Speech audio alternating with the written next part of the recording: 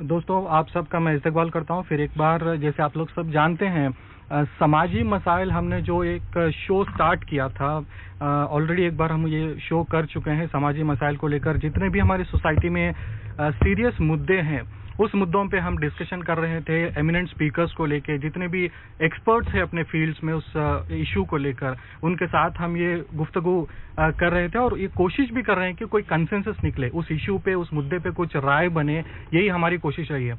और एक और बार हम समाजी मसाइल को लेकर आपके सामने हाजिर है और इस बार हम लोग गर्ल चाइल्ड एजुकेशन को लेकर हम इस बार आगे बढ़ रहे हैं, खासकर imparting literacy and education for girl child, ये आज का हमारा सब्जेक्ट है। तो इस मुद्दे को लेकर किस तरह से हैदराबाद में गर्ल चाइल्ड एजुकेशन को लेकर ये इशू चल रहा है, कितने पीछे है यहाँ के लड़कियाँ और उनको उन तालीम के मामले में, तो लड़कियों को तालीम कितना इम्पॉर्टेंट है, इस इशू पे हम आज बात करेंगे। हमारे साथ एमिनेंट स्पीकर्स है और सबसे पहले मैं उनको तारुफ भी कराना चाहूँगा। हमारे साथ मौजूद है जनाब फ़ारूक ताहिर साहब, जो कि तेलंगाना टीचर्स यूनियन के वाइस प्रेसिडेंट है और एजुकेशन कॉलमनिस्ट है, करियर काउंसलर भी है। फ़ारूक साहब, आपका रेडियो चारमीनार में इस्तकबाल करता हूँ। और हमारे साथ डॉक्टर लुबना सरवत भी है, जो PhD इन इस्लामिक इकोनॉमिक्स है और सोशल एक्टिविस्ट है, जो एनवायरनमेंट और एजुकेशन पे फोकस करती हैं ज़्यादातर। और हमारे साथ जमीला निशात जी हैं, जो कि फाउंडर ऑफ शाहीन NGO, एक रिनाउंड सोशल एक्टिविस्ट भी हमारे साथ मौजूद है। तो आइए आज का ये टॉपिक, ये पैनल डिस्कशन हम शुरू करते हैं, खासकर गर्ल चाइल्ड एजुकेशन को लेके। तो सबसे पहले, जैसे हम जानते हैं, गर्ल चाइल्ड एजुकेशन हमेशा एक सीरियस मुद्दा रहा है। सबसे पहले तो ये रेशियो ही, जेंडर रेशियो ही हम देखते आ रहे हैं कि कहीं ना कहीं कुछ डिफरेंसेस है इंडिया में, मेल या फीमेल के बीच में जो डिफरेंसेस थे, उसी तरह से लिटरेसी में भी हम देखते आ रहे हैं कि कुछ डिफरेंसेस आज भी है। आज भी लड़कियां बहुत से पीछे से। अगर हम गवर्नमेंट की स्टैटिस्टिक्स देखते हैं तो ये देखा जा रहा है कि 2001 और 2011 के जो सेंसस के मुताबिक स्टैटिस्टिक्स है मेरे पास, तो इसके मुताबिक मेल्स है 80.9%, वेराज फीमेल लिटरेसी है 64%। तो इतना डिफरेंस आज भी देखा जा रहा है एजुकेशन के ताल्लुक से लेकर। ये ऑल ओवर इंडिया का मसला है। इसी तरह तेलंगाना या हैदराबाद में भी शायद आज भी लड़कियां आज भी तालीम से महरूम है। तो सबसे पहले मैं जमीला निशात जी से ये सवाल करना चाहूँगा कि मैम, आप तो एक रिनोट सोशल एक्टिविस्ट है, वुमेन एम्पावरमेंट के लिए काम कर रही हैं इस शहर में। आप बताइए, गर्ल चाइल्ड एजुकेशन को लेके हैदराबाद किस तरह से इस सिचुएशन को हैंडल कर रहा है? ये सिचुएशन किस तरह से हैदराबाद में? हैदराबाद में बहुत सारे मसाइल हैं और ख़ास तौर पर तालीम को लेकर, क्योंकि जो स्कूल हैं वो बस 1-2 कमरों में होगा एक स्कूल, और एक ही स्कूल में एक ही कमरे में कम से कम 5 क्लासेस रन होते हैं।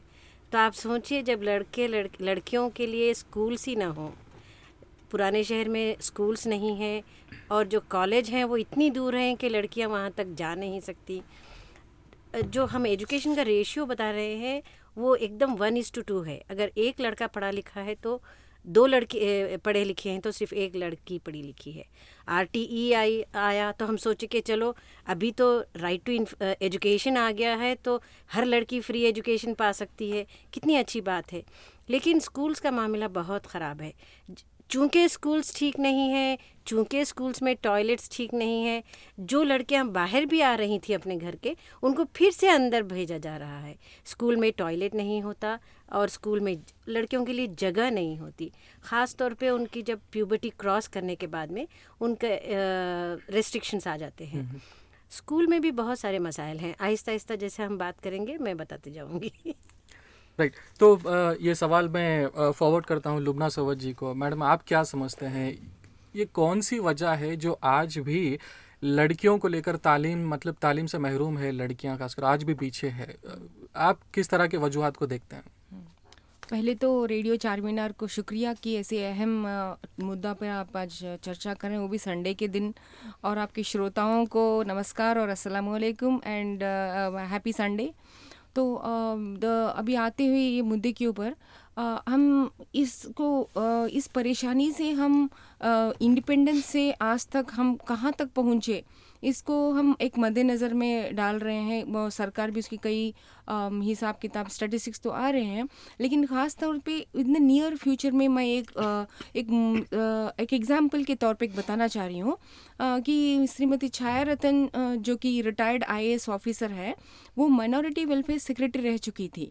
और उस टाइम पे because I work closely with her, और 2005 और 6 में उन्होंने अपनी कैपेसिटी में for the brief period also she tried and initiated 3 schools, 3 junior colleges initiate करवाए उन्होंने।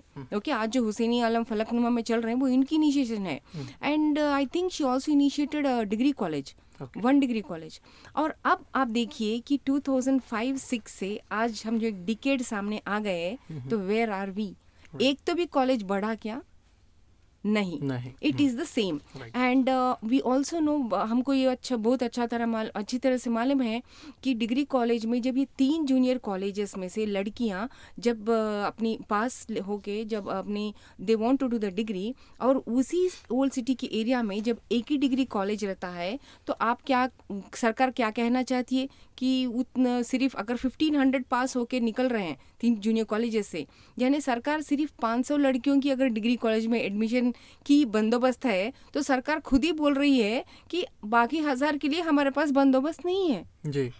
तो मतलब इसकी वजह से वहाँ की जो एप्लीकेशंस अगर आप डिग्री कॉलेज की देखेंगे तो उसमें से 1/3 of the applications are the applicants are actually they are rejected because seats are full, और वो लोग दूसरी कॉलेजेस में नहीं जा रहे हैं। फर्स्ट थिंग, वो लोग गवर्नमेंट कॉलेज को जाना चाहते हैं बिकॉज उनकी एफोर्डेबिलिटी भी कम है, और दूसरी बात ये है कि अगर प्राइवेट है तो थोड़ा दूर रहेगा, तो they are not interested in sending the daughters because security की भी सचमुच प्रॉब्लम है ओल्ड सिटी में। सो दिस सरकार की ओर से आप देखिए कि वो लोग कुछ इसकी डिफरेंस ही नहीं लाए एक डिकेड में। So this is how we have to examine कि ये जो बजट ये लोग बोल रहे कि 1 लाख की बजट, 1.5 लाख की बजट, 2 लाख की बजट, तो ये किसमें साउथ सिटी में कुछ कॉलेजेस, गवर्नमेंट कॉलेजेस की एग्जिस्टिंग कॉलेजेस में अच्छी लैब्स और अच्छे फैसिलिटीज़, और गर्ल्स के लिए एज जमीला जी जैसे बताएं कि वो जो प्यूबर्टी की बात है, हम हमारी सोसाइटी से we are trying very hard कि ये लड़कियों को दे मस्ट बी उनकी हाइजीन लेवल को, स्टैंडर्ड को बढ़ाने के लिए हर स्कूल में they have to provide it properly. यहाँ पर क्या है, मैं जो देखी गवर्नमेंट स्कूल्स में they are providing it once in year, नन्ही कले वगैरह कोई गवर्नमेंट आके दे रहे, गवर्नमेंट की तरफ से यहाँ पर कुछ भी नहीं है। So these sort of things when in the school ही अगर है कि भाई एवरी 6 मंथ्स 2 मंथ्स के लिए आप बच्ची को हम ये दे रहे हैं, और बच्ची के लिए बराबर देखो भाई she has the proper separate toilet facility with water बोलना पड़ रहा भाई, कहीं बोलते कभी कभी हेलो टॉयलेट है ना बोलते, अंदर जाके तो पानी नहीं रहता।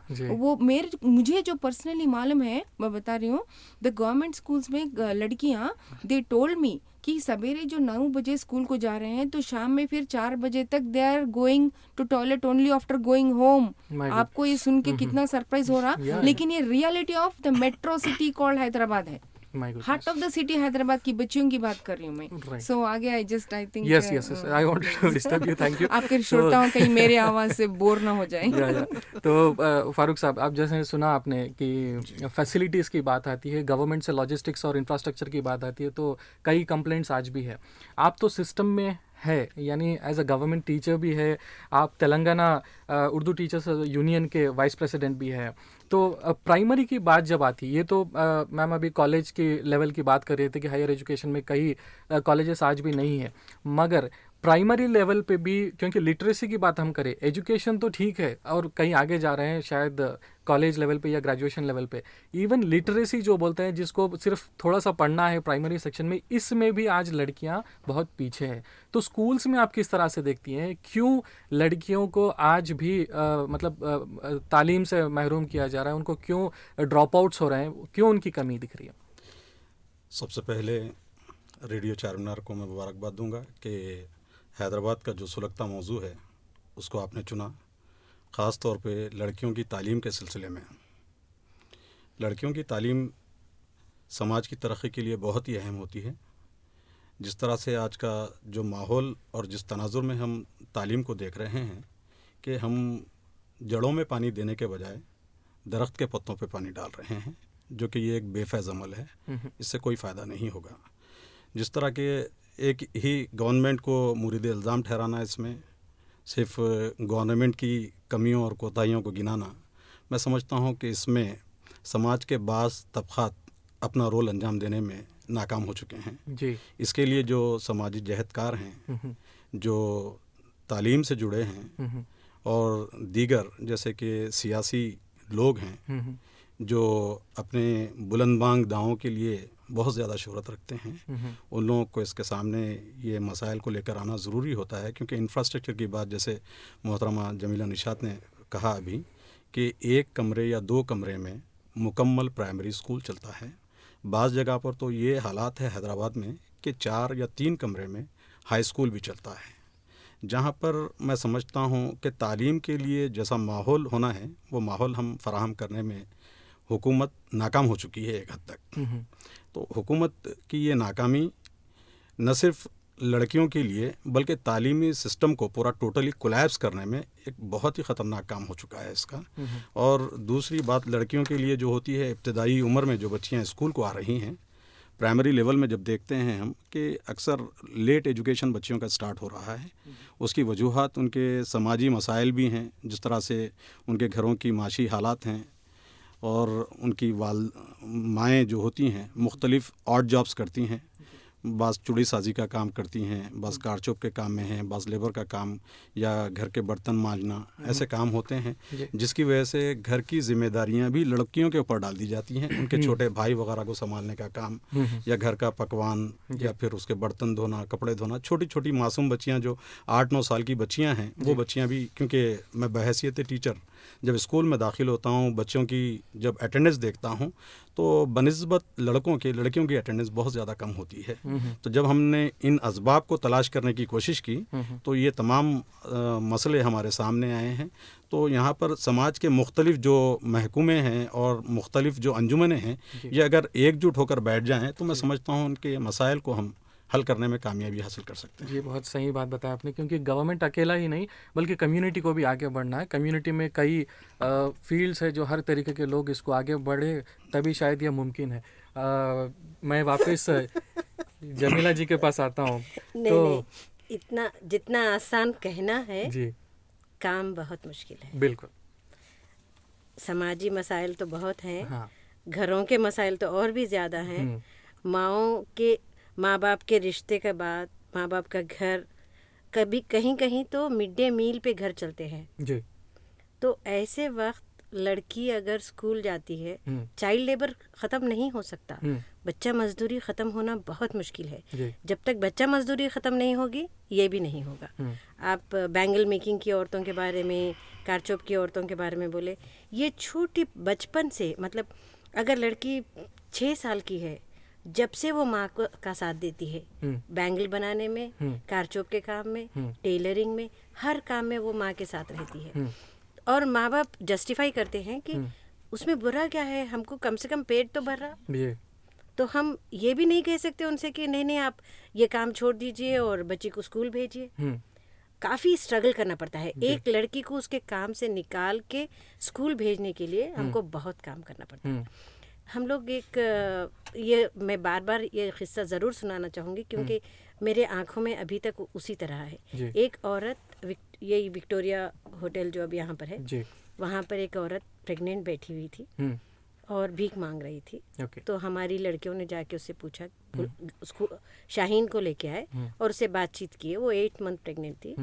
तो हम बताए कि अगर 2 महीने के बाद में आप जब फारिग हो जाते हैं, आप अपने लड़की को अगर लड़की लड़का जो भी हुआ उसको लेके आइए, क्योंकि वो कॉटन च्यू कर रही थी, रुई खा रही थी। रुई खाती हुई औरत जब उसे पूछे कि क्यों खा रही है, वो बताई कि मुझे भूख लग रही है, और वो तलाकशुदा औरत थी। तो ये जब वो 2 महीने के बाद में जब हम गए तो और पूछे कि लड़की कहाँ है, आप बेटी हुई बताए थे, तो उसने कहा कि मेरी जो बड़ी बेटी थी जो 11 साल की थी, she pulled up the umbilical cord and killed the baby. ये कह के कि तुमने बहुत सह लिया, मैं सहती आ रही हूँ, अब एक और ज़िंदगी क्यों दुनिया में आए। मैं ये इसलिए बता रही हूँ कि जो माहौल है वो माहौल के मुताबिक पेट भरना सबसे बड़ा पहला मसला है। और क्या औरतें अपना पेट भर के खा सक रही हैं जी। क्या उनके बच्चों को वो खिला सक रही हैं? ऐसा नहीं है। जो एक्सट्रीम पॉवर्टी पुराने शहर में है उसके बहुत सारे वजूहात हो सकते हैं जी। वो तालीम की वजह भी, तालीम नहीं होना भी उसकी एक वजह है। तालीम पर एक सॉरी टू डिस्टर्ब यू, मगर इस ताल्लुक से जब गवर्नमेंट राइट टू एजुकेशन लेके आती है, इसीलिए मैं उधर आ रही जी ये सब लेके आती है, तो कहाँ पे कुछ आगे नहीं बढ़ रहा है? ऐसी कौन सी चीज है जो देखिए राइट टू ये एजुकेशन avail नहीं है कर सकते? 14 ईयर्स तक। जी 14 ईयर्स तक हम पूरी केजीबीवी पे या आईसीडीएस सेंटर्स भी शुरू किए। ऐसा नहीं, देखिए मैं बिल्कुल नेगेटिव नहीं हो रही हूँ, ये एक एग्जांपल दे रही थी आपको। हम लोग कोशिश करके पुराने शहर में 5 आईसीडीएस सेंटर्स शुरू किए हैं ताकि बचपन से बच्चों को एक माहौल मिले, कुछ न कुछ वो पढ़े, कुछ लिखे और माओं को भी कुछ फ़ायदा हो उससे। तो जब ये आईसीडीएस सेंटर्स से स्कूल जाते हैं तो उनको मसला ज़्यादा नहीं आता है। लेकिन 14 ईयर्स के बाद में, जैसे ये बता रहे थे, गवर्नमेंट कॉलेजेस कुछ भी नहीं है और कोई फ्री तालीम नहीं है और उनका तो 14 तक तो कम से कम 14 साल तक पहुंच सके तो ना, वो तो 8वीं या 7वीं में ही छोड़ देती हैं। 7वीं जमात से ही छोड़ देती हैं। एक तो जैसे मैं बताई टॉयलेट्स का मसला है, फिर दूसरा हमारे स्कूल में हमारे जो टीचर्स हैं वो भी कुछ बहुत अच्छे एंजल्स नहीं हैं जो आसमान से उतर आए हैं। इतने गलत किस्म के हमारे पास कहानियाँ आते हैं। एक लड़की 9th क्लास की प्राइवेट स्कूल में पढ़ रही थी। लड़की के पीछे कोई पहलवान का लड़का फॉलो करता था। लड़की रोज स्कूल को आती थी और वो फॉलो करता था। 9th क्लास की लड़की थी। एक दिन वो अंदर आ गया। अंदर आते पूरे स्कूल ऊपर फर्स्ट फ्लोर पे चले गए, लड़की को अकेला छोड़ दिए। और जब लड़की हेल्प मांगे तो कोई नहीं आया, वो लड़का अंदर आ गया। फिर प्रिंसिपल को बुलाया, वो प्रिंसिपल आके वो लड़के को तो रफा दफा की, लेकिन दूसरे दिन से लड़की को कह दी कि तुम स्कूल नहीं आ सकती अब आप इस स्कूल में कदम नहीं रखना। लड़की की तालीम रुक गई। लड़की को अपनी इज्जत के खातिर वो यह बस्ती छोड़ के चले गए। फिर 2 साल के बाद में उसको 10th का एग्ज़ाम दिए, हम दिलाए। मेरा बोलने का मतलब यह है कि हमारा जो माहौल बाहर है वो भी बहुत ख़तरनाक है। तो एक सिर्फ गवर्नमेंट के एजुकेशन सिस्टम से लड़ने से कोई फ़ायदा नहीं है। हमारे समाज को बदलना है तो समाज की जहनियत को बदलना है। बिल्कुल। तो लॉजिस्टिक और इंफ्रास्ट्रक्चर की बात तो है, उसके साथ साथ जहनियत भी बदलने की बहुत ज़रूरी है, क्योंकि ये इम्पोर्टेंस का जानना भी ज़रूरी है कि लड़की को भी एजुकेशन मिल सके। और बात को आगे बढ़ने से पहले मैं एक छोटा सा ब्रेक लेना चाहता हूँ। दोस्तों बहुत ही जल्द कुछ ही मिनट में हम वापस होते हैं और गर्ल चाइल्ड एजुकेशन के बारे में, समाजी मसाइल को आगे लेते हैं इस शो को, बस छोटे से ब्रेक में। दोस्तों मैं एक और बार आप सबका इस्तकबाल करता हूं। आप सुन रहे हैं रेडियो चामिना 107.8 FM, जो कि है दिल से हैदराबादी। आप सबका एक और बार इस्तकबाल करता हूं। समाजी मसाइल में, जैसा आप सब जानते हैं, समाजी मसाइल हमारे समाज के मुद्दों को लेकर इस पर डिस्कशन होता है, इसमें पैनल डिस्कशन होता है, इसमें एक्सपर्ट्स आते हैं और अपनी एक राय रखते हैं और ये पूरे इशू पर एक राय बनाने की कोशिश चलती है। और आज हम बात कर रहे थे गर्ल चाइल्ड एजुकेशन को लेकर, लड़कियों को तालीम कितना अहम है, इस बात पर आज चर्चा हो रही थी। और इस डिस्कशन को आगे बढ़ाते हुए जिसे हम सब आज बात कर रहे थे, क्या प्रॉब्लम्स है जो आज लड़कियों को तालीम से दूर रख रही थी, तो इसमें कई बात आ रही थी कि इंफ्रास्ट्रक्चर है, लॉजिस्टिक्स है और कई दीगर प्रॉब्लम्स थे। गवर्नमेंट के साइड से भी कई चीज़ें मुकम्मल नहीं थी। तो इसी मुद्दे में एक और इम्पॉर्टेंट चीज़ भी था, राइट टू एजुकेशन एक्ट।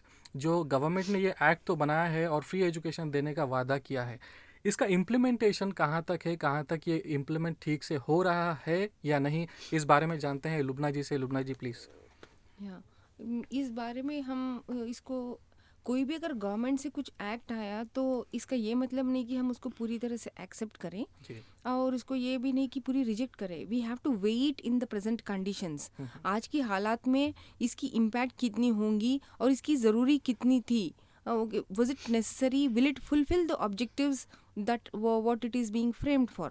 तो आप RT जैसे बताया गया it's only up to 14 years. Okay, now did it necessary, उसका और एक इम्पोर्टेंट अहम चीज़ क्या था और जिस पे कई NGOs उस पे लड़ाइयाँ भी कर रहे हैं जैसे कोआ वगैरह, they are trying to have it implemented. Main part उसकी इम्प्लीमेंटेशन क्या देख रहे हैं वो लोग कि 25% of seats of private institutions में लो BPL फैमिलीज या इकोनॉमिकली बैकवर्ड सेक्शंस उसमें दाखिल होना चाहिए, because that is one of the major stipulations in the RTE. Okay, लेकिन आज हम देखते हैं कि पूरी GHMC एरिया में भी ले लीजिए अपने हैदराबाद में, there is not a single private school which has taken in 25% of their seats from the economically backward sections. Okay, इसके अब मसाइल देखिए आप, कितने हाई फाई स्कूल्स में जब करने गए तो वहाँ के हाई फाई स्कूल्स के जो स्टूडेंट्स के पेरेंट्स थे वो लोग आके ऑब्जेक्ट करें. मालूम, do you know what their objection was? कि हमारे बच्चे वो दूसरे बच्चों के माहौल से खराब हो रहे हैं. Okay, no, that was their objection.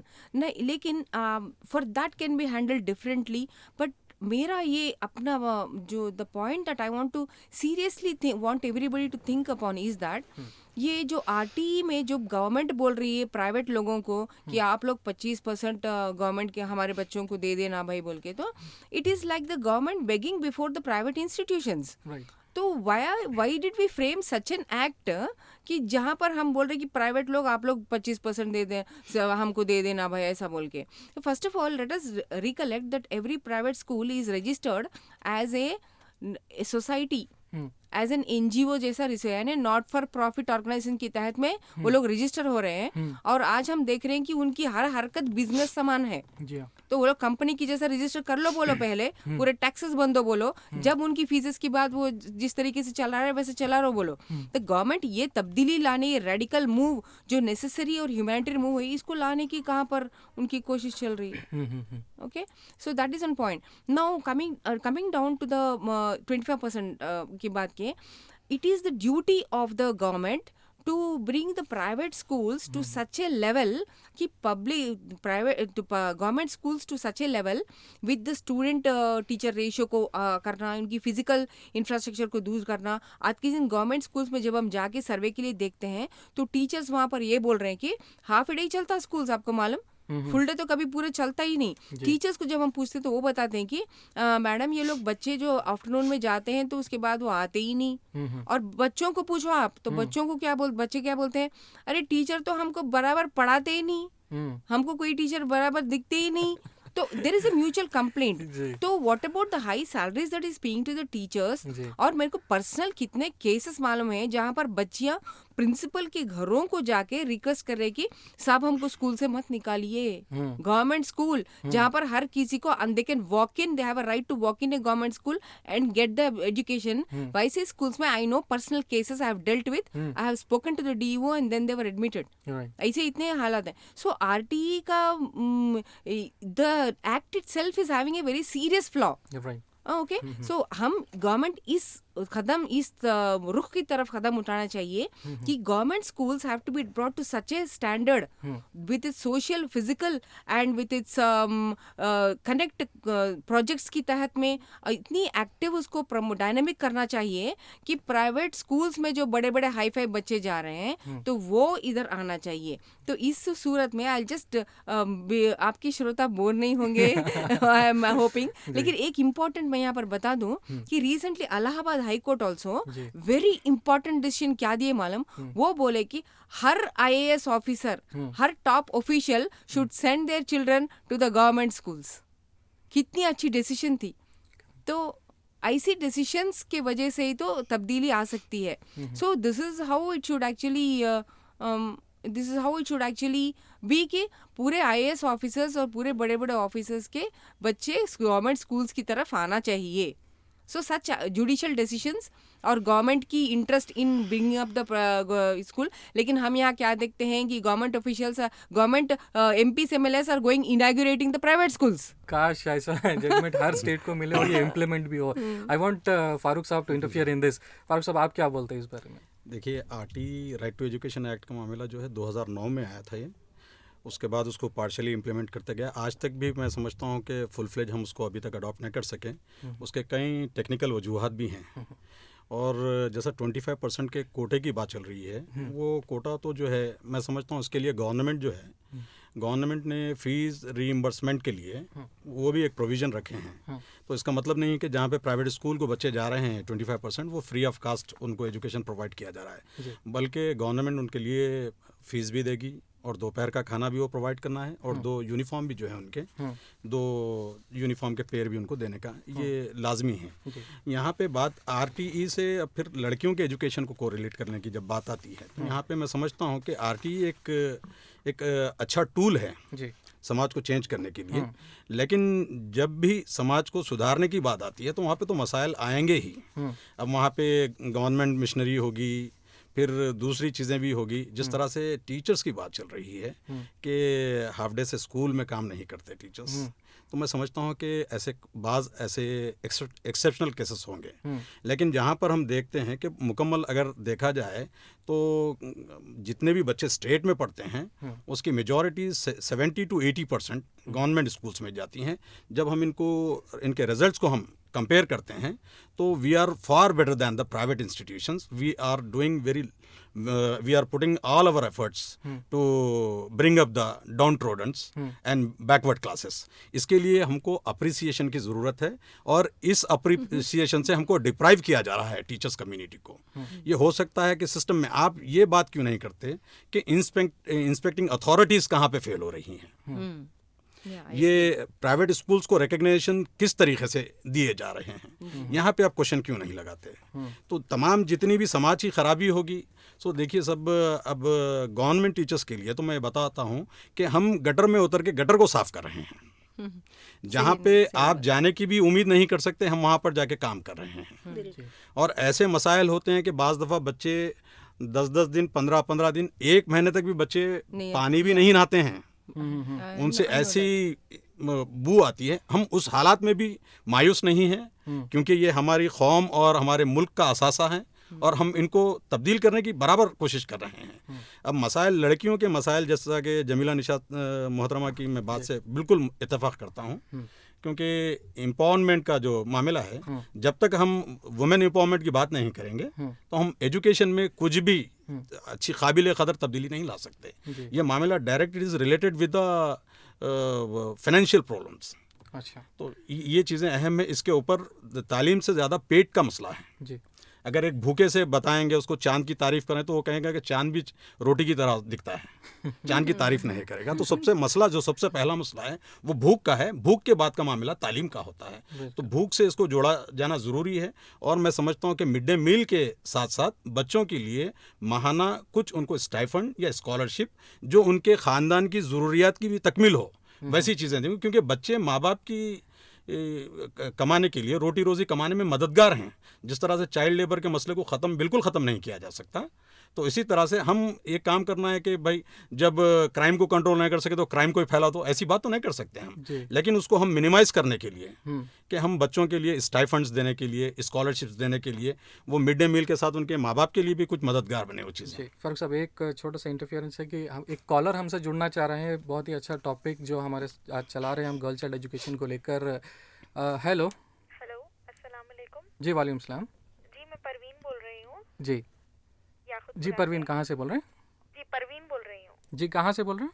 Yakutpura. जी परवीन बताइए, आज हम गर्ल चाइल्ड एजुकेशन जी जी जी वालेकुम सलाम। मेरा आज का ये सवाल है, एंड उससे पहले मेरे को ये बोलना है कि आप लोग बहुत अच्छी इन्फॉर्मेशन दे रहे हैं गर्ल्स चाइल्ड एजुकेशन के लिए, एंड बहुत अच्छी टॉपिक लिया है। Thank you. एंड इसकी वजह से इनडायरेक्टली या डायरेक्टली कम्युनिटी को ये मैसेज पहुंचाना बहुत अच्छी बात है। शुक्रगुजार हूँ मैं कि रेडियो चारमीनार की तरफ से हमें इतनी अच्छी इन्फॉर्मेशन मिल रही है। Thank you so much. तो आप किसी से कोई क्वेश्चन है? हाँ जी। कि सोशल इकोनॉमिक ग्रोथ में गर्ल्स एजुकेशन का क्या अहमियत है, उसकी इम्पोर्टेंस क्या है? जी, तो किससे पूछना चाह रहे हैं आप ये?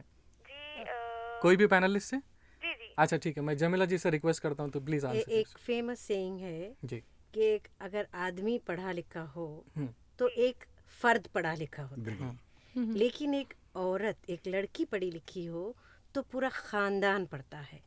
तो गर्ल चाइल्ड एजुकेशन के बारे में आज हम ये बोल रहे हैं कि 100 साल पहले कहा गया था ये जी। जुमला आज का जुमला नहीं होता, लेकिन हमको बार बार इसको याद करना पड़ता है, बिल्कुल। क्योंकि जब तक लड़कियों की तालीम न हो समाज में तब्दीली नहीं आ सकती। बिल्कुल बेशक। जी, ये एक अफ्रीकन प्रोवर्ब था, मैं खुद बोलने वाला था कुछ ही देर में, कि if you educate a boy we educate one person, and if you educate a girl we educate a family and a whole nation. As many claim, investing in a girl's education is investing in a nation. तो यही था कि एक लड़की को अगर हम तालीम देते हैं, उनको अगर पढ़ाते हैं, तो ये सोशो इकोनॉमिक ग्रोथ जिस तरह से आप पूछ रहे थे उसमें डेफिनेटली ये उसमें मददगार साबित रहेगा. थैंक यू सो मच, आपने हमें कॉल किया. जी शुक्रिया. जी, तो इस डिस्कशन को आगे बढ़ाते हैं. जमीला जी, इंफ्रास्ट्रक्चर लॉजिस्टिक्स की बात तो आ रही है, कई प्रॉब्लम्स की बात तो आ रही है, और माइंडसेट चेंज करने की मतलब जो ज़रूरियात है, जिस तरह से हम ये अभी प्रोवर्ब के बारे में बात कर रहे थे, तो कम्युनिटी को भी किस तरह से हम अवेयरनेस की ज़रूरत है, किस तरह से उनको तैयार करने की ज़रूरत है कि अपनी बेटी को पढ़ाएं. बिल्कुल. जी. देखिए पिछले 10 साल अगर पिछले देखें हम 2005 या 2002 में भी, जी. तो लड़कियों को बाहर भेजने से माएँ डरती थी. जी हाँ. आज कम से कम वो बाहर भेज रही हैं. जी हाँ. हमको बिल्कुल पेसिमिस्टिक होना नहीं है, सिनिकल होना नहीं है. हम बिल्कुल प्रैक्टिकली बोलेंगे कि आज की माँ सोचती है कि अब मैं बहुत सहली, जी. मेरी बेटी नहीं सहना चाहिए. बिल्कुल. और जब तक वो ये सोचती है, वो ज़रूर चाहती है कि मेरी बेटी पढ़े, जी हाँ. स्कूल जाए, 10वीं पास करे और आगे पढ़े. तो माँ सोचने से तो कम से कम ठीक हो गया, लेकिन जो हमारा पिदराना समाज है उसमें हमारी जो बाप का रोल है, हमारे दादा का रोल है, हमारे मामू का रोल है, ये बहुत अहम रोल प्ले करता है. तो उसकी वजह से फिर से लड़कियों को पीछे खींच लिया जाता है. वो माइंडसेट को चेंज करने के लिए एक मुहिम चल रही है, बॉयज़ फॉर गर्ल्स. तो जब तक लड़के ये ना सोचे कि लड़कियों को भी हमारे बराबर होना चाहिए, लड़कियां भी हमारे साथ साथ शोल्डर टू शोल्डर चलना चाहिए, समाज में तब्दीली आती नहीं आ सकती. बहुत अच्छी बात आपने बताया कि माइंडसेट चेंज, खासकर मर्द को अपना माइंडसेट चेंज करने की ज़रूरत है. एक शायद एक और कॉलर हमारे साथ जुड़े हैं. हेलो. अस्सलाम वालेकुम. जी वालेकुम सलाम. जी मैं सादिक बोल रहा हूँ तलाबपट्टी से. सादिक साहब वालेकुम सलाम और वेलकम इस शो में आपका. तो आप सुन रहे हैं शो? ये सर मैं आपका शो सुन रहा हूँ जी, और जी. आपको तहे दिल से मुबारकबाद देता हूँ कि आज जिस तरह की टॉपिक रखे हैं आप. Thank you so much. बच्चों की तालीम के लिए. Thank you so much. ये जी. सब मेरे 3 लड़कियाँ हैं. जी. माशाल्लाह एक लड़की 9th क्लास में है. जी. सेकंड जो ना 7th में 6th में है. जी. जहाँ तक तालीम का साहब ये तो माँ बाप के लिए बहुत ज़रूरी है, सोचने की बात है. जी. लड़कियों को तो हम पढ़ाते हैं, लड़कों को तो पढ़ाते हैं, कुछ भी करते हैं पढ़ाते हैं, मगर लड़कियों की तरफ खास तौर पर तवज्जो देना चाहिए. जी. क्योंकि वो एक घर से दूसरे घर में जाती है तो माहौल अलग होता है. जी. ताकि वो बच्ची अगर पढ़ी लिखी रहे, समझदार है, तो उसके लिए आगे चल के फ्यूचर में बहुत काम आता है. जी. मेरा तो यही कहना है कि तो आप अपने तीनों बेटियों को पढ़ा रहे हैं आप? जी हाँ अल्हम्दुलिल्लाह तीनों बेटियों को मैं एक ही स्कूल में पढ़ा रहा हूँ, गोसिया जी. स्कूल में पढ़ाता हूँ. जी. मेरे लड़के भी पढ़ते हैं. जी. मैं तो चाहता हूँ कि मेरी बेटियाँ, ख्वाहिश है मेरी कि मेरी बेटियाँ कॉलेज को भी जाएँ. बस आपसे दुआ है कि बस दुआ करिए मेरे लड़के के लिए, वो तालीम के लिए अच्छे से अच्छा जी इम्प्रूवमेंट करते रहें. जी. आपके माहौल में, आपके एरिया में किस तरह से है गर्ल चाइल्ड एजुकेशन को लेके? क्या वहाँ पे सारा अभी पढ़ रहे हैं लड़कियाँ, या आप भी देख रहे हैं ऐसे कुछ इश्यूज? जी मैं तकरीबन मेरे एरिया में जितनी भी लड़कियाँ हैं मैं देखता हूँ, मेरे लड़कियों के साथ काफ़ी लड़कियाँ जाते हैं पढ़ने के लिए. जी माशाल्लाह बहुत खुशी होती है कि लड़कियाँ बहुत पढ़ते हैं. ओके. और ये हमारी गौसिया स्कूल जो है वहाँ पर माशाल्लाह तालीम भी बहुत अच्छी होती है, खासतौर पर लड़कियों के लिए और लड़कों के लिए भी. ओके सादिक साहब, थैंक यू सो मच, आपने कॉल किया. जी हाँ मैडम से मेरा एक सवाल था. जी. जी जिस तरह के आप वो तालीम के बारे में बोल रहे हैं, तो मैं चाहता हूँ कि कुछ और ऐसे अंदाज में बोलें कि जी. जो माँ बाप अपने बच्चों को नहीं पढ़ाना है, जी. जहन में आता है कि बच्चा क्या करेंगे पढ़ के, लड़कों को पढ़ाएंगे. जी. तो उस बारे में अगर मैडम अगर कुछ सवाल अपने कुछ ख्यालात अगर रखें लोगों के सामने तो ओके. बेहतर रहेगा. ज़रूर ज़रूर ज़रूर. तो I would request Lubna ji to answer this please. सबको मेरे तरफ से सलाम. जी वालेकुम सलाम. बहुत बहुत शुक्रिया, आप रेडियो सीडी पर आकर आवाम की भी खिदमत कर रहे हैं. जी शुक्रिया, बहुत जी बहुत मैं तहे शुक्रिया. दिल से आपका शुक्रिया अदा करता हूँ. शुक्रिया शुक्रिया. अस्सलाम वालेकुम. आपका सलाम, सॉरी आपका सवाल मैं आगे बढ़ाता हूँ प्लीज़ लुबना जी. ओके शुक्रिया सर. जी. तो ये बहुत अच्छा लग रहा है आपके श्रोताओं जो भी दोनों भी अभी फ़ोन कॉल करे, दोनों की बहुत अहम सवाल थे और मैं दोनों को एड्रेस करना चाह रही हूँ। Okay, if they are still listening to us. Okay, तो अभी जनाब अभी फ़ोन करे, पहले उनका, उसके बाद वो पहले कॉलर का। ये सादिक साहब हैं, सादिक साहब अभी ये बात है कि he is a very important question डालो ना। तो देखिए हमारा जो अगर इसमें ये जो कम्युनिटी में अगर हम मुस्लिम कम्युनिटी की तरफ अलग से देखें तो मुस्लिम कम्युनिटी में जो है द फर्स्ट कमांड आयत जो उतरा कुरान से नाजिल हुआ वो तो इकरा है, यानी पढ़ो बोल के फिल अम्र में हुक्म आया अल्लाह ताला के पास से। तो हम ये जो फ्राइडे असेंबली होता है, इतनी बड़ी गैदरिंग होती है, वो एक यूनिक चीज़ है इस्लाम में। ओके, कोई बोला था नहीं, I mean everybody walk to that, और उस वहाँ पर जो इमाम की बात को इतने अपनी हर काम छोड़ के जो इंसान आते हैं वहाँ पर, तो उनको मैसेज क्या मिल रहा है, सोशली कनेक्टेड, वो बहुत इम्पॉर्टेंट है, क्योंकि प्रॉफिट मोहम्मद के टाइम पे भी तो वैसे ही होता था। तो यहाँ पर अगर ये लोग इकरा मैसेज की जो इम्पोर्टेंस है आजकल, और उससे इकरा मैसेज जो है वो औरत मर्द के लिए एक तरीके से गया, और उसकी इम्पोर्टेंस आज की सोसाइटी में, इंडिया में सबसे backward community economically and socially हम जो है, इसको कनेक्ट करते हुए अगर इमाम इस पे तवज्जो दें तो क्या होता है, it will give a direct impact on the listeners. वो जो जुमे की नमाज में आके सोशल रियलिटीज को, अपने कुरान की जो चीज है उसको कनेक्ट करते हुए जो बयान जाता है, तो नेचुरली वो बहुत अब जो सादिक साहब सवाल डाले तो बहुत ज्यादा कनेक्टिविटी आके इम्पैक्ट ज्यादा रहेगा। सो दिस इज फॉर सादिक साहब। द प्रीवियस कॉलर जो सिस्टर कॉल करे थे, उनको मैं सोशियो इकोनॉमिक एम्पावरमेंट के बारे में पूछ रहे थे। She has very good sense of mind. Sorry to disturb you, there is one more caller. Hello अस्सलाम वालेकुम। जी वालेकुम सलाम। जी मेरा सवाल ये है कि जी आपका नाम? मैं शबाना बात कर रही हूँ। जी कहाँ से? संतोष नगर से। जी शबाना जी बताइए। मेरा सवाल ये है कि 10th क्लास पढ़ने के बाद अभी लड़की जो घर पे है बैठे हुए, मेरे फ्रेंड्स है और मैं भी हूँ जी, तो कुछ करना चाह रही आगे, तो कुछ कर नहीं सक रही, तो क्या ये लोग हेल्प करते क्या हम लोग की? जी जी आप प्लीज रेडियो से थोड़ा दूर हो जाइए, या रेडियो का साउंड कम कर दीजिए प्लीज। हाँ अभी आ रही? जी आप बात कीजिए अभी प्लीज, बताइए। मैं ये बोल रही कि हम लोग 10th पढ़ के घर पे बैठे हुए अभी, तो जी कुछ कर ही नहीं सक रहे, तो कुछ करना चाह रहे आगे, तो कुछ हेल्प करते क्या ये लोग पूछ रहे मैं। अच्छा, आप चाह रहे हैं कि कोई आपको हेल्प करे आगे पढ़ने के लिए? जी आगे बढ़ने के लिए। हम लोग 10th तो फेल है, फिर भी हम लोग कुछ करना चाह रहे हैं, तो क्या करना? फेल है या पास है? आप 10th पास हो गए? जी नहीं फेल है। फेल है, ओके राइट। हाँ अच्छा, तो इस वजह से क्या टेलरिंग है या ब्यूटिशियन वगैरह ये जो है ना, उसमें करने के लिए पूछ रही मैं कि लोग हेल्प करते कि हमारे, हम करना चाह रहे हैं कुछ आगे। वेरी नाइस वेरी नाइस, जरूर आपका जवाब देंगे हम। शबाना आप लाइन पे रहिए, मैं गुजारिश करता हूँ जमीला जी प्लीज इनको आंसर्स कीजिए। Shaheen women resource and welfare association Sultan Shahi में है, वहाँ पर आपको कंप्यूटर सिखाया जाता है। आप 10th फेल हो गए हैं तो आपको 10th पास कराया जाता है। आपको टेलरिंग सीखना है, टेलरिंग सीख सकते हैं। आपको मेहंदी सीखना है, मेहंदी सीख सकते हैं। आप जो चाहे सीख सकते हैं। अगर कुछ भी नहीं सीखे तो कम से कम बैठकर दूसरी लड़कियों के साथ बातचीत कर सकते हैं। तो आप कभी भी हमारे साथ आ सकते हैं, बिल्कुल हमारे पास फ्री है, हर चीज़ फ्री है। आप सीख सकते हैं और आगे बढ़ सकते हैं। जिसके पास हिम्मत है तो वहाँ पर जरिया खुद ब खुद बन जाता है। बहुत अच्छे। तो शबाना आपने सुना? कहाँ पर बोले? Sultan Shahi, Shaheen women resource and welfare association. Sultan Shahi? हाँ जी, सुल्तान शाही में शाहीन वुमेन रिसोर्स सेंटर है। वहाँ पे आप वहाँ पे किसी को भी पूछेंगे तो बता देंगे कि शाहीन का ऑफिस कहाँ पर है। तो वहाँ जाइए सुल्तान शाही में, आप फ्री में कुछ ना कुछ सीख सकते हैं वहाँ पे। ठीक है? अच्छा ठीक है, ओके। आप भी जाइए, अपने फ्रेंड्स को भी बताइए। ठीक है, कुछ ना कुछ आगे बढ़िए, सीखिए कुछ ना कुछ जरूर।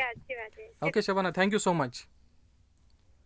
जी Lubna ji, you are answering socio economic empowerment. So extending to the courses that Shaheen is having and other people are offering, मैं इस पर्सन भी कोई सोसाइटी से भी जोड़ के उनको यही बताना चाह रही थी कि NIRD जैसे इंस्टीट्यूट जो राजेंद्र नगर में है, वहाँ पर ना सोसाइटी को आजकल सोलर पावर की ओर अपन मूव हो रहे हैं। सोलर इंडस्ट्री बहुत अच्छा पिकअप हो रही है। तो वहाँ पर even semi literate women are taught solar assembling वगैरह। सो और वहाँ पर क्या है, वेरियस कम्युनिटीज़ के वुमेन है, और बेरफुट कॉलेज जो जयपुर के हैं ना, वहाँ उनसे वो कनेक्टेड है।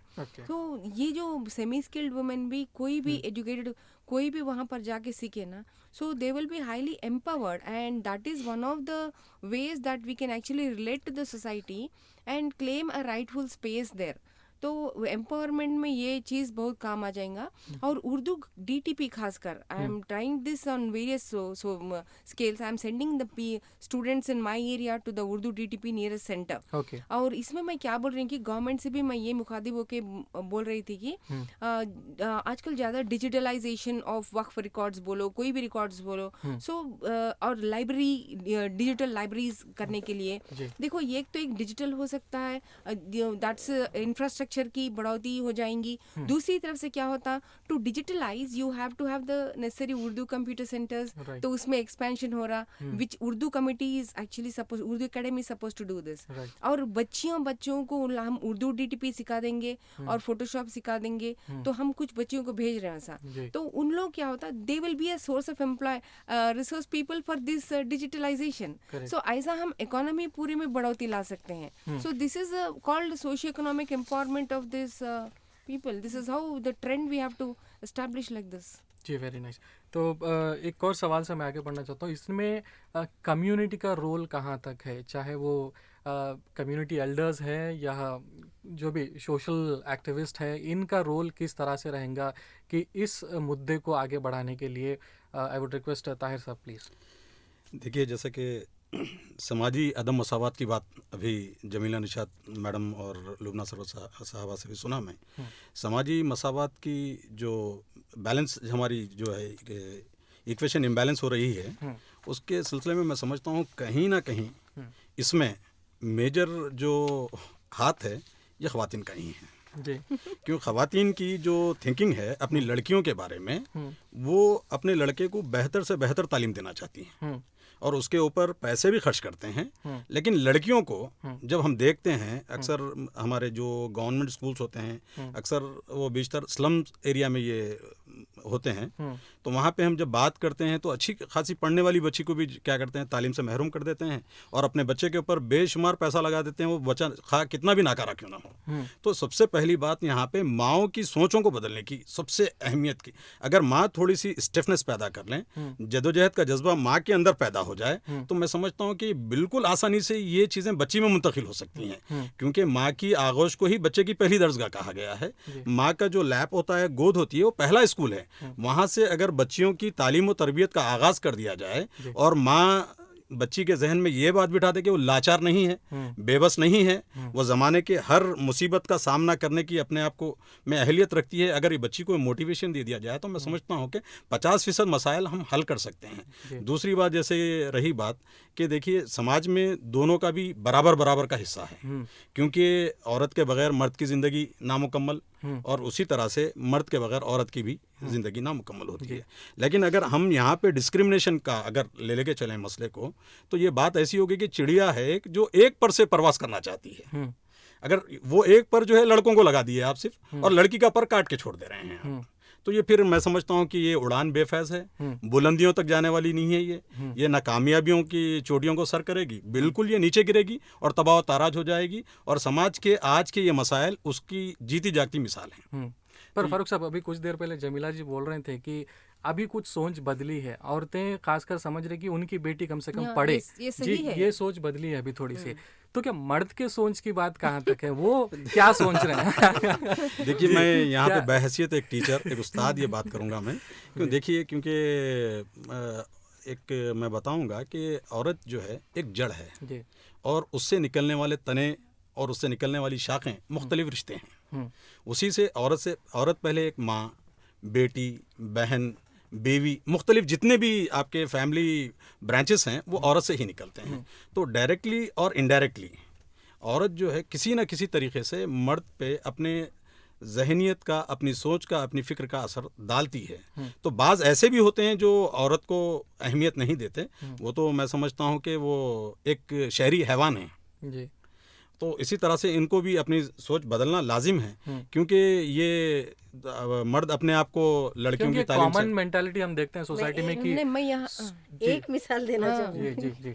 एक वालिद माँ का इंतकाल हो गया था, उनको 3 बेटियां थे, तीनों बेटियों को इसी तरह गर्मा के मौसम में तपते पत्थरों पे ठहरा देते थे, ये कहकर कि इसको जुल्म क्या है, मुसीबतें क्या है, इसकी आदत डालना है। ये माइंडसेट औरत का नहीं है, ये माइंडसेट मर्द का है। और मेरे पास जो लिटरेसी ड्राइव्स जो हम कंडक्ट करते हैं हमारे पास, जो बच्चियों को ड्रॉप आउट्स को स्पेशली, जैसे वो बच्ची 10th फेल या पास इसीलिए पूछी थी मैं, तो ड्रॉप आउट्स हो जाते हैं तो उनको हम पकड़ के नहीं भाई 10th इज मिनिमम बोल के हम कराते रहते हैं। उसके बाद वो लोग के अंदर जब वो दैट लाइकिंग फॉर एजुकेशन पैदा हो जाता है, देन मैं सुकून में हो जाती, क्योंकि अब वो खुद तालीम नहीं छोड़ती। सो दैट्स माई ड्यूटी कि उसको रनवे पे उसको उड़ान का बता दूं तो वो उड़ जाती है। तो ऐसी सिलसिले में सपोज एज 10 स्टूडेंट्स को हम लिटरेसी ड्राइव्स में पकड़ के लाए ना, तो कम से कम मेरे पास से ही फिर 5 छूट जाते। क्यों? I'll tell you the reasons where I have to disagree with sir. What Lubna ji, I'm really sorry. I would like to disturb you.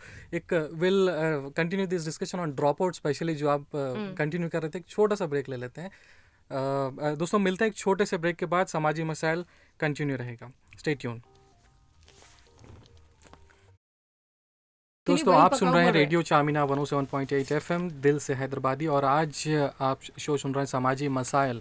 और आज के समाजी मसाइल शो में आज हम बात कर रहे हैं गर्ल चाइल्ड एजुकेशन को लेकर, लड़कियों को तालीम को लेकर हम डिस्कशन कर रहे थे। और हमारे साथ एमिनेंट स्पीकर्स भी जुड़े हुए हैं। हमारे साथ फारूक ताहिर साहब है जो कि तेलंगाना टीचर्स यूनियन के वाइस प्रेसिडेंट है, और जमीला निशात जी है फाउंडर ऑफ शाहीन NGO जो रिनाउंड सोशल वर्कर भी है, और लुबना सरवत जी जो कि सोशल एक्टिविस्ट है, एनवायरनमेंट और एजुकेशन पे आप काम करते हैं ज़्यादातर। आप तीनों हमारे साथ मौजूद हैं और हम इस डिस्कशन को आगे बढ़ाते हैं। लुबना जी, आप ड्रॉप आउट्स के बारे में हम बात कर रहे थे। ड्रॉप आउट्स स्पेशली, चलिए चाहे वो RTE हो, किसी भी वजह से एक स्कूल तक तो लड़कियां पढ़ रही हैं। हम देख रहे हैं कि स्कूल के बाद चाहे इंटरमीडिएट है या ग्रेजुएशन लेवल पे ड्रॉप आउट्स बहुत है। 10th पढ़ लिया कोई भी वजह से, ड्रॉप आउट्स वो लेवल पे नहीं है। ड्रॉप आउट्स आपको 7th 8th 9th पे ज्यादा मिल रहे हैं। अच्छा, done. She is proper witness to that. Okay, वो लेवल पे हो रहे हैं। और वहाँ क्या होता है, वो जो एडोलेसेंस स्टेज में जब लड़की आ रही तो वहाँ पर शहर से गांव को लेके चले जाना, वहाँ लेके चला, इस तरह से हो रही। और ये जो पॉइंट ना कि मदर्स और फादर्स की रोल क्या है उनके एजुकेशन में, I want to highlight this point. जो लिटरेसी ड्राइव्स में हम जो 10 को पकड़ के लाते हैं तो 5 पिछले जा रहे, 2 मैं बता रही थी, वो 5 पिछले क्यों गए? उनके या तो फादर बोलते हैं कि पढ़ाई की क्या जरूरत है। एक सेकंड में कोई कॉलर हमारे साथ जुड़े हैं। हेलो। हाँ जी, मैं आफरीन फातिमा फ्रॉम किशन बाग से बोल रही हूँ। जी आफरीन, बताइए। सर मैं इंटरमीडिएट कंप्लीट हूँ अभी।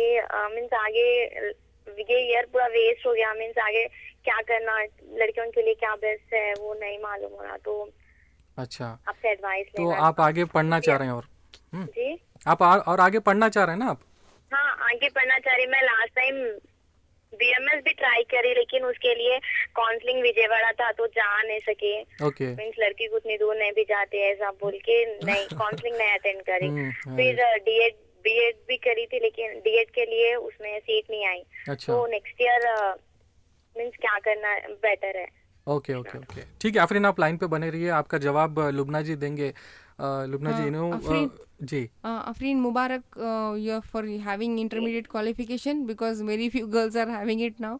Okay, but what I want to tell you is कि अगर और थोड़ा जिहाद करते और कुछ सत्याग्रह करके पढ़ते। Pardon? हाँ हाँ, ओके, यू कैन। तो मैं बोल रही हूँ कि और थोड़ा जिहाद कर लेते, भूख हड़ताल करते घर पे और जाते सिलेक्शन के लिए, वो सब करते तो अच्छा रहता था। You should have done that. अभी आप जो आपकी इंटरेस्ट क्या है उसको फॉलो करिए। आपकी इंटरेस्ट कौन सी सब्जेक्ट में है, that you have to choose. Otherwise ये आज की ट्रेंड क्या है उस पर मत जाइए। What is your interest? Your interest is teaching और नर्सिंग और डॉक्टर और इंजीनियरिंग और कंप्यूटर्स और सोलार एनर्जी, और व्हाट इज योर इंटरेस्ट? वो इंटरेस्ट पे आप जाइए। Horticulture, agriculture, because at every level you have avenues open now. आपको ओपन यूनिवर्सिटीज़ में भी है, और जैसे योर मीडियम ऑल्सो, आपका कौन सा मीडियम ऑफ इंस्ट्रक्शन है, उर्दू है या इंग्लिश है, उससे भी कई ऑप्शंस है। जी so follow the interest, first आपका इंटरेस्ट किस में है वो आइडेंटिफाई करिए आप। हाँ, ये ईयर वेस्ट होना, क्योंकि ओपन से मैं डिग्री कर रही, लेकिन मेरे को रेगुलर भी कुछ करने का था। तो फर्स्ट ईयर अभी एग्जाम्स में होगा उसके, तो बीएससी नर्सिंग कैसा रहता मैम? अगर कोई बोल रहे नहीं लड़कियों के लिए तो अच्छा नहीं है वो, और कोई बोले हाँ कर सकते हैं। This is a wonderful avenues are there, BSc nursing, and if that is your interest you have to pursue it. बिल्कुल। ओके, अगर आपका इंटरेस्ट नर्सिंग में है तो आप ज़रूर से उसको परस्यू करना चाहिए। है इंटरेस्ट तो मीन्स कुछ करना है, बस आगे बढ़ना, यही सोच है। हाँ। डॉक्टर के वो बीएमएस तो ट्राई करे, लेकिन उसके लिए मतलब खर्चा भी बहुत है, फिर 5 इयर्स का कोर्स है, तो थोड़ा पीछे हट गए थे। आफरीन, जैसा आप नर्सिंग के बारे में बात कर रहे थे, हमारे हैदराबाद में भी जो है ऐसे चैरिटेबल इदारे हैं जो नर्सिंग की ट्रेनिंग फराहम करते हैं। यहाँ पे प्रिंसेस ईसन एक है जो ये अपॉर्चुनिटी प्रोवाइड करता है लड़कियों के लिए, और उनकी फ़ीस भी जो भी है, अगर हम ट्रस्ट से रुजू करते हैं तो वो उसको कंडोन भी करते हैं, माफ़ भी करते हैं उसको। इसके अलावा जमात इस्लामी का एक मुस्लिम मैटरनिटी जो नर्सिंग होम चलता है, उसके तहत भी लड़कियों के लिए बाज़ाब्ता जो है मेडिकल काउंसिल से अप्रूव्ड नर्सिंग और मिडवाइफरी के वहाँ पे कोर्सेस होते हैं। आप बराए करम ये 2 मुकामात पे अपने आप को रुजू करें, क्योंकि यहाँ के कहाँ पर बोले सर? देखिए, ये तो एक जो मुकरमजा एजुकेशनल लर्निंग ट्रस्ट जो है यहाँ पे प्रिंसेस ईसन जिसके चलता है पुरानी हवेली पे, और एक दूसरा जो है न्यू लाइफ हॉस्पिटल के बिल्कुल पीछे मुस्लिम मैटरनिटी एंड नर्सिंग होम के नाम से एक बड़ा दवाखाना है जो जमात इस्लामी उसको चलाती है। ये 2 जो इदारे हैं, यहाँ का माहौल भी बहुत ही पाकबाज है, बहुत साफ़ है, लड़कियों के लिए बहुत बेहतरीन जगह हैं ये सीखने के लिए। मैं समझता हूँ अगर कुछ माशी तहदीदात या माली बहरानी का भी आप अगर शिकार हैं तो ये लोग, मैं समझता हूँ कि आपकी बिल्कुल मदद करेंगे आपकी। और शायद ये ग्रेजुएशन पे और स्कॉलरशिप के लिए भी एलिजिबल है। फीस रिइंबर्समेंट भी होता है, फीस रिइंबर्समेंट होता है। ये इंटरमीडिएट के बाद के कोर्सेस हैं, ये 4 साल कोर्स है इंटरमीडिएट के बाद का। अगर ये कर लेते हैं तो आपका मुस्तकबिल बहुत ही रोशन है और बहुत ही बेहतरीन आपको अपॉर्चुनिटीज मिलेंगे, न सिर्फ हिंदुस्तान में बल्कि अमेरिकन और यूरोपियन कंट्रीज में भी इसकी बहुत ज़्यादा हाई डिमांड है। अपने मकसद से कभी भी दामन मत छुड़ाइए, इससे लगे रहिए, इंशाल्लाह कामयाबी आपके कदम चूमेगी। आफरीन, आप आगे बढ़िए, क्योंकि फीस रियम्बर्समेंट भी एक ऑप्शन है, तो आपको खर्चे के लिए डरना नहीं है। स्कॉलरशिप अप्लाई कीजिए, फीस रियम्बर्समेंट के लिए अप्लाई कीजिए और पढ़िए ज़रूर, ठीक है? ठीक है, थैंक यू सो मच, आपने कॉल किया।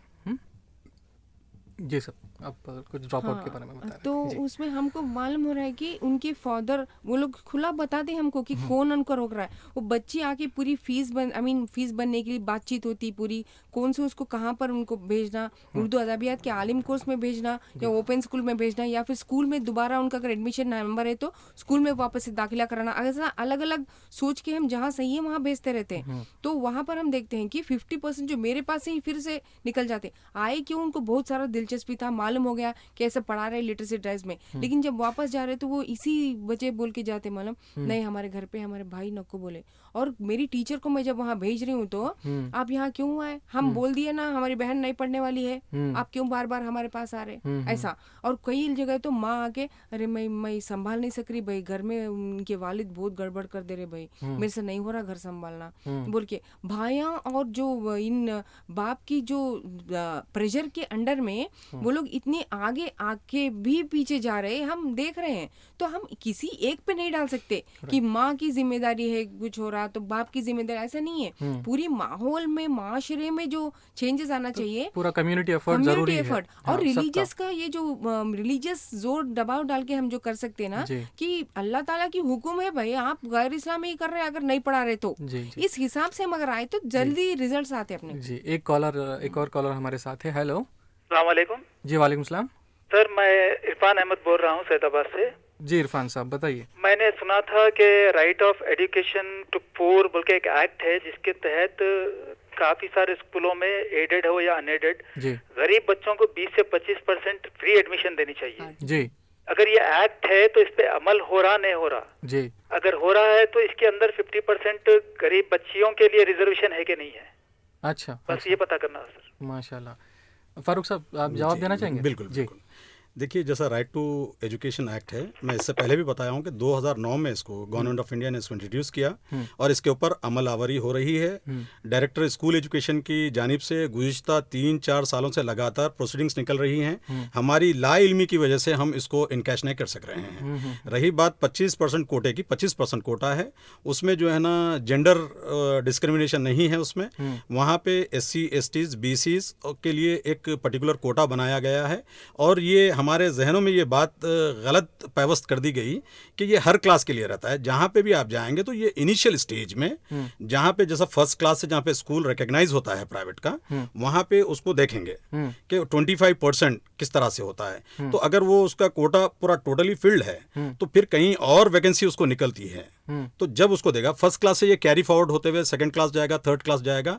Directly we can not approach for the fourth class, fifth class like that. ये इसके बारे में हमको अभी पब्लिक को एजुकेट करने की जरूरत है। ये बहुत अहम चीज है। RTI के बारे में न सिर्फ अवाम में अभी गलतफहमियां पाई जाती हैं, बल्कि डिपार्टमेंट में मैं समझता हूं they are not in a position to interpret the act properly. जी, तो सेग्रीगेशन ऑन कास्ट बेसिस पे है, जेंडर बेसिस पे नहीं है ये। तो इरफान साहब, आप कोशिश कीजिए, अगर फर्स्ट क्लास में अगर एडमिशन लेना है तो पूछ के देखिए इस एक्ट के बारे में।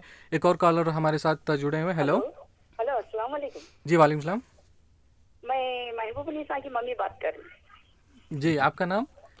मेरा नाम है वाजिदा बेगम। वाजिदा, कहाँ से बोल रहे हैं मैडम? मैं ईदी बाजार से बात कर रही हूँ। ईदी बाजार, जी बताइए। जी सर, मेरी बच्ची भी 2 साल से फेल हो गए सर, उन्होंने 3 पेपर से गए हुए। कौन सी क्लास में? जी, क्लास कौन सी? क्लास में मैं प्राइवेट से दिलाई थी मन को एग्जाम। 10th class? तो जी, और 10th क्लास ओके। तो सर के लिए हम जाके बोले मेरी बच्ची दो पेपर से गई सर, बोले तो उन्होंने बोले कि नहीं, कि फिर शुरू से देना बोल के बोल रहे हैं। तो सर ऐसा हो सकता क्या? अच्छा। अब वो बच्ची बोल रही कि नहीं, मैं 2 पेपर से देती हूँ बोल के बोल रहे हैं उन्होंने। अच्छा, ठीक है। सुनिए फारूक साहब जी, देखिए जी आपका जवाब दे रहे हैं फारूक साहब, सुनिए। देखिए, जैसा कि गुज़िश्ता ये साल 2016 में हुकूमत की तरफ से एक अचानक एक ऐसा ऑर्डर आया जो सिर्फ 2015 में जो बच्चे फेल हुए थे SSC में, वही 2016 में, क्योंकि सिलेबस चेंज हो चुका था टोटली, हमने CCE पैटर्न जो होता है उसको अडॉप्ट किया। उसकी वजह से जो बच्चे 2015 से पहले फेल हो गए थे SSC में, उसको रेगुलर स्ट्रीम में हम उसको अपीयर करने से रोक दिए। रोक देने के बाद उसके लिए एक नया ऑप्शन जो आया था, ओपन होके आया था, वो ओपन स्कूल सिस्टम था, तेलंगाना स्टेट ओपन स्कूल। तो इसमें जो होता है, इसमें 2 ग्रुप होते हैं, A ग्रुप और B ग्रुप। अगर आप एक लैंग्वेज में भी फेल होंगे तो 2 लैंग्वेज के एग्जाम लिखना पड़ेगा।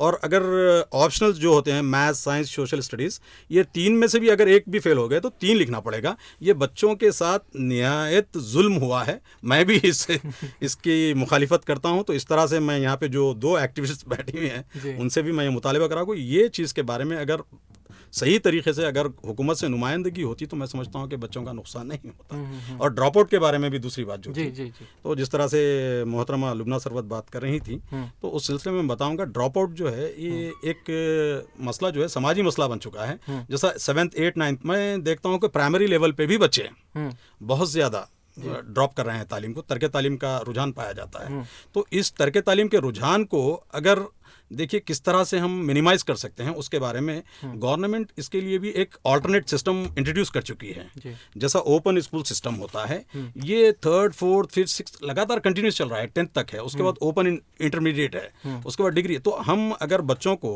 वोकेशनल ट्रेनिंग की तरफ मायल करते हुए ये ओपन स्कूलिंग सिस्टम के लिए बाज़ाब्ता समाजी जो जहदकार हैं, एक्टिविस्ट हैं, वो ऐसे इंस्टीट्यूशन गवर्नमेंट की फंडिंग से या अपने रिसोर्सेज यूज करते हुए एस्टैब्लिश करते हैं, तो we can provide the distance learning to the children and as well as along with that we can empower them financially। ये बहुत ही बेहतर रुझान होगा। लड़कियों की जो ड्रॉप आउट रेट है इसको हम कम कर सकते हैं डिस्टेंस लर्निंग को प्रमोट करते हुए, और गवर्नमेंट पूरी अपॉर्चुनिटीज दे रही है। ये इसको हम अब क्योंकि अमेरिकन कल्चर और यूरोपियन कल्चर जो है डिस्टेंस लर्निंग के ऊपर ही डिपेंड है। लेकिन आज भी हम इंडियंस के जहन में ये बात है कि डिस्टेंस का वो सर्टिफिकेट का वैल्यू क्या होता है, ये इस तरह से हम अभी still we are lagging behind. ये हमारे ये कॉन्सेप्ट हमको जहन से निकालना है। जो हमारे लिए फैज़मंद है, हमारी ज़िंदगी को सपोर्ट करता है, वो सिस्टम को हमको अडॉप्ट करने की ज़रूरत है। आईने नौ से डरना, तर्ज़े कोहन पे अड़ना, मुश्किल यही मंजिल यही कठिन है कौमों की ज़िंदगी में।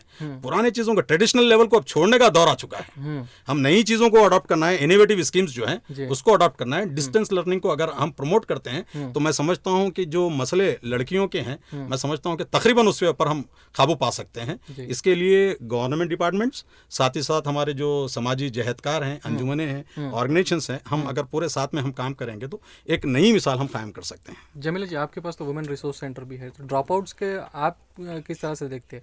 हैदराबाद में क्या स्टैटिस्टिक्स है इसका? ज़्यादा है जी, 6th क्लास से शुरू हो जाता है ज़्यादातर जी। लेकिन उसकी वजूहत सिर्फ इंफ्रास्ट्रक्चर नहीं होता। एक तो जैसा हम बात करें कि घर में माँ का माइंड सेट, फादर का माइंड सेट, लेकिन साथ में ये भी है कि लड़कियों को सड़क पर सेफ्टी नहीं है। ओके। तो जब हम सेफ्टी ऑडिट एक एरिया की करे थे, ये तालाब कट्टे के सिद्दीक नगर में, तो कई एरियाज ऐसे दिखे जहाँ पर रेड लाइट एरियाज, लाइक वहाँ पर लोग ठहर जाते हैं, लड़कियों को छेड़ते हैं, उनका चलना मुहाल हो जाता है। तो जब लड़कियों को चलने के लिए सड़क पर आज़ादी नहीं है तो तालीम तक, स्कूल तक पहुँचना बहुत बड़ी बात है जी। तो पहले मैं एक तो स्कूल इंफ्रास्ट्रक्चर के बारे में बोलूँगी कि स्कूल वाले अच्छे इंफ्रास्ट्रक्चर दें। टीचर्स के भी माइंडसेट, टीचर्स लड़कियों के साथ अलग बिहेव करते हैं, लड़कों के साथ अलग बिहेव करते हैं। उनके छूने के भी कई जगह ऐसे गलत छूते हैं वो कि लड़कियों को ख़राब लगता है और वो ड्रॉप आउट हो जाती हैं। ऐसे वजूहात भी होते हैं। स्कूल में ये है, टॉयलेट्स नहीं है, फिर उनको अगर सड़क पे गए तो वो प्रॉब्लम है, घर में गए तो माँ बाप, मामू, भाई, सभी का प्रेशर होता है। एक कलकत्ता की लड़की आई थी, मैं ये एग्जांपल इसीलिए देना चाह रही हूँ कि कलकत्ता में और हैदराबाद में कितना फ़र्क है। कलकत्ता में लड़की को बुर्का पहनने की आदत नहीं थी, वो फ्री जाती थी, स्कूल में 9th क्लास तक पढ़ी थी वो। यहाँ पर वो 10th में एडमिट होना चाह रही थी, स्कूल वालों ने एडमिशन नहीं दिया। ठीक है, वो शाहीन से पढ़कर पास होगी, लेकिन जब वो घर के बाहर निकली तो उसके भाइयों को फिक्र नहीं थी कि उसके पास बुर्का नहीं है, लेकिन पड़ोस के सभी लोगों ने ज़बरदस्ती उसको बुर्का पहनाया। जब उसको ज़बरदस्ती बुर्का पहनाया गया तो उसको लगा कि ये क्या हो रहा मेरे साथ। एक उसके लिए सोशली एक ट्रॉमा था वो डिस्टर्ब हो गई, उसको जमने के लिए 1 साल लगा और अब वो बुर्का पहनने लगी। जो लड़की ज़हनी तौर पर आज़ाद थी, आज वो आज़ाद नहीं रही। तो अब आप सोचिए कि कितना हमको काम करना है कि लड़कियों का जहन बदलना है, लड़कियों के माओं का जहन बदलना है, भाइयों का जहन बदलना है, वालिदैन का जहन बदलना है। एक बहुत बड़ी लंबी लड़ाई है और फिर गवर्नमेंट से भी हमको लड़ना है, RTE पे काम करना है, ओपन स्कूल का सिस्टम देखना है, बहुत काम है। चलिए, thank you so much Jamila ji. तो वाइंड अप करने का वक्त तो आ चुका है और मैं गुजारिश करता हूँ हमारे पैनलिस्ट से, अगर आप अपने तरफ से गर्ल चाइल्ड एजुकेशन के लिए कोई ब्रीफली एक मैसेज देना चाहें 30 सेकंड्स में, तो प्लीज़ फारूक साहब। लड़कियों की तालीम के लिए जो ड्रॉप आउट का सबसे बड़ा अहम मसला है, उसके लिए वालिदैन को एजुकेट करने की ज़रूरत है। और इस जब हम वालिदैन को एजुकेट करेंगे तो पूरे जो अपॉर्चुनिटीज़ हमको अवेलेबल है उसके बारे में वाकिफ़ कराने के लिए हमको एजुकेशन सिस्टम के लोग, जो एजुकेशन डिपार्टमेंट के लोग हैं उनको, और हमारे सोशल एक्टिविस्ट को, उनको लेके एक इनमें जो कम्युनिकेशन गैप्स हैं उसको दूर करते हुए हम इस चीज़ पर काबू पा सकते हैं। राइट, लुबना जी। हाँ, ये इसको जोड़ते हुए इस गर्ल एजुकेशन को मैं ज़रूर, जो शादी मुबारक की जो 51,000 की जो एक अजीब सा स्कीम दिखता मुझे, वो किस लिए रखा गया भी मुझे आज तक समझ में नहीं आया। उस स्कीम से मैं ज़रूर जोड़ना चाहती हूँ। एक तो ये कहा गया है सरकार की ओर से कि आप बराबर 18 साल को आपको मैं 51,000 दे दूंगा और आप बराबर 18 साल होते ही आप शादी कर लो, ठीक है। और डिग्री की एज, तब तो डिग्री की तो एज ही नहीं है, तो अपन क्या बोल रहे हैं कि शादी के बाद तो आपको मालूम है कि कितना डिग्री हो सकता है, कितना पढ़ाई हो सकता, तो अपन सरकार की ओर से क्या मैसेज मिल गया बच्ची को। और दूसरी बात ये है, अहम बात वहाँ पर, तो 51,000 तो क्या है कि लड़की को हम बोल रहे कि तुम्हारी जहेज के लिए काम खाने के लिए हम दे रहे हैं, जबकि तो जहेज तो लीगली भी नॉट वैलिड है, इट इज इलीगल। और वो कौन से हमारे इस्लाम से तो हमको मेहर लेके शादी करना है बच्ची को, तो what is that purpose of that 51,000 की जो रकम है। और हम उससे सरकार की हर स्कीम जो है it should be empowering to the citizen. तो 51,000 is it empowering the girl child in any manner? No. उसमें उसके कुछ समझ में भी नहीं आ रहा कि 51,000 की सोच जा रहे। एजुकेशन दीन से भी बोला गया है इखरा, और गवर्नमेंट से भी ये मालूम है हमको कि एजुकेशन ओनली एम्पावर्स। तो जब आप मुबारकों की स्कीमा पे दे रहे हैं तो girl is not being empowered. यानी सरकार की तवज्जो, आज की सरकार जो चल रही है वो बिल्कुल गर्ल को एजुकेशन से एम्पावर करने की नहीं है। जमीला जी, मैं एक छोटा सा ख्वाब बताऊंगी, ख्वाब नहीं सच्चाई है, क्योंकि जब मैं स्कूल में थी तो मुझे इतने अच्छे बड़े बड़े कमरों में अच्छे कुर्सियों पर बिठाया गया। मैं गवर्नमेंट स्कूल में पढ़ी, मुझे बड़े बड़े मैदान मिले खेलने के लिए और अच्छे टीचर्स मिले, बहुत अच्छे टीचर्स। तो आज वो हमारे पास क्यों नहीं है? हमारे पास एक रेस्ट रूम रहता था लड़कियों के लिए, हमारे पास फर्स्ट एड होता था, हर चीज़ अवेलेबल रहती थी। और आज जब फ्री एजुकेशन, और फिर भी मैं मेरी माँ से कहती थी कि तुम मुझे 4 आने के स्कूल में पढ़ा रहे, जब हमारी फीस क्वार्टरली 4 आना था। तो आप सोचिए उतना अच्छा स्कूल था, तो आज गवर्नमेंट का स्कूल कहाँ गया? तो ये ख्वाब को अगर पूरा करने के लिए इंफ्रास्ट्रक्चर बढ़ने के बदले घट गया। और हाँ, इंफ्रास्ट्रक्चर, टीचर्स, बहुत अच्छे टीचर्स, नंबर ऑफ स्कूल्स की जो रेशियो है ना पर, और एक बहुत अहम बात हम, because you are winding up, I want to bring put it on record कि ये जो स्कूल और पॉपुलेशन की जो रेडियस है, रेशियो है, और रेडियस की भी बात कर रही हूँ कि इतने डिस्टेंस में इतनी गवर्नमेंट स्कूल भी होना चाहिए और इतने डिस्टेंस में जूनियर कॉलेज होना चाहिए और डिग्री कॉलेज होना चाहिए। इसकी एक रेशियो पॉपुलेशन है और that is not being adhered to, खास करके साउथ सिटी में। और दूसरी बात यह है कि पीपल एंड टीचर रेशियो, उसको भी उसको भी हम एडहर नहीं कर रहे हैं। तो नाइदर हम, फारूक साहब कितना है ये रेशियो? देखिए, रेशियोज के बारे में एक्चुअली जो है, अब गवर्नमेंट का सिस्टम असल होना ये चाहिए था कि एक क्लास को एक टीचर हो जाता, तो हम क्लास वाइज एनवायरनमेंट क्रिएट करने में हम कामयाब हो जाते और इफेक्टिव लर्निंग के लिए हम कुछ काम कर सकते। मामला क्या हो जाता है, हमारे पास मल्टी ग्रेड लर्निंग आ चुकी है, एक टीचर 5 क्लास को एक साथ पढ़ाना, ये मसाइल भी हैं और इन मसाइल में भी टीचर्स काम कर रहे हैं। मल्टीग्रेड टीचिंग का काम हो रहा है। तो रही बात जैसा रेशियोज के बारे में बात कर रहे हैं 1:20, तो मैं समझता हूँ इट इज़ हार्डली इम्प्रैक्टिकल। हम तो 60-100 बच्चों को पढ़ाते हैं एक साथ, एक टीचर 60-100 बच्चों को पढ़ाता है, तो इसके बारे में भी सोचना है। रही बात जिस तरह के अब इनोवेटिव स्कीम्स, अभी तेलंगाना गवर्नमेंट की जानिब से 75 रेसिडेंशियल माइनॉरिटी स्कूल्स के बारे में जो आया है, तो बहुत ही अच्छा इनिशिएटिव है। इसके लिए लड़कियों के लिए एक्सक्लूसिव गर्ल्स स्कूल्स बनाए गए हैं, जहाँ पे एक बच्चे के ऊपर करीब मैं समझता हूँ कि 80,000 से 1 लाख तक सालाना खर्च आएगा। तो गवर्नमेंट का बहुत ही अच्छा इनिशिएशन है। तो क्या ये स्कीम की वजह से गर्ल चाइल्ड एजुकेशन पे कुछ इम्पैक्ट है? फर्क पड़ेगा ना, क्योंकि लड़कियों के लिए एक्सक्लूसिव गर्ल्स स्कूल्स बनाए गए हैं, रेसिडेंशियल स्कूल्स हैं। तो हम यहाँ पे एक रिक्वेस्ट ये कर सकते हैं, प्रैक्टिकल है सिटी में, हाँ नहीं, ऐसे 10 मंडल को आइडेंटिफाई किया गया है हैदराबाद में। तो बाज़ जगहों पे गर्ल्स स्कूल्स हैं, एक मंडल में बाज़ जगह पे रेसिडेंशियल हैं। तो उसके लिए गवर्नमेंट काम कर रही है। तो खैर जहाँ पे भी काम होगा तो प्रॉब्लम्स आएंगे, वो प्रॉब्लम्स को आप जैसे हजरात रेक्टिफाई कर सकते हैं रिप्रेजेंट करते हुए। तो इसमें एक ये होना था, एक रिप्रेजेंटेशन की ये जरूरत है कि डे स्कॉलर्स को भी इसमें शामिल किया जाए तो बेहतर होता, और लड़कियों के लिए बहुत ही कारामद चीज़ होती है।